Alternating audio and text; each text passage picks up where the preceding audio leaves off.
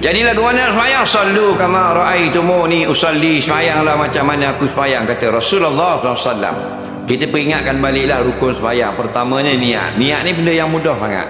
Mahalun niat al-qalbi. Tempat niat itu dalam hati, bukan di mulut. Usalli itu tidak wajib. Sunat kata setengah ulama, harus kata setengah ulama. Faham? Ada khilaf ulama. Bukan wajib. Siapa nak kata silakan, tak mau kata pun silakan. Faham? Yang wajib niat di dalam hati. Niat lagu mana? Mudah sangat. Qasak, ta'aruk, ta'yin, 5 waktu sembahyang. Kalau subuh, aku sembahyang fardu subuh. Senang tak? Cuma ulama buat misal. Tak, seniat yang sempurna itu sahaja aku sembahyang solat fardu subuh di belakang imam 2 rakaat menghadap kiblat kerana Allah Ta'ala. Itu yang panjang. Tak masuk. Kalau masuk tak ada masalah. Nah, jadi kalau payah, aku sembahyang fardu subuh. Allah, aku sembahyang fardu subuh. Habis itu makmum.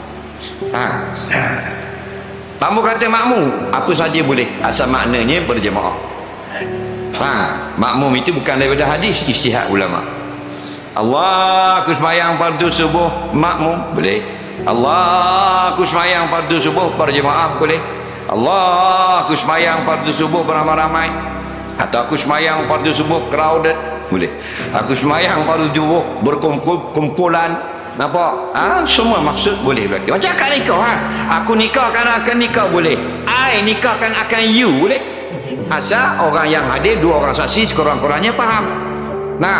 Ni dah anak anta. Kita buat arak.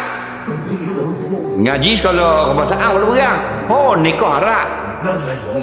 Anta nikahkan akan anak. Jangan ludah. Lagi. Ngata tu kau DJ lah kau bi. Jadi boleh nak anak anta. Kenapa? Angkihu boleh, tak ada masalah. Biar faham kita dan saksi itu. Jadi mudah sangat niat sembahyang. Keyakinan sembahyang Isya, Allah, aku sembahyang fardu Isya makmum. Makmum tu sunat dalam takbir. Cuma dalam solat Jumaat wajib dalam takbir. Aku sembahyang pada Jumaat makmum. Lain pada sembahyang Jumaat, sunat makmum dalam takbir.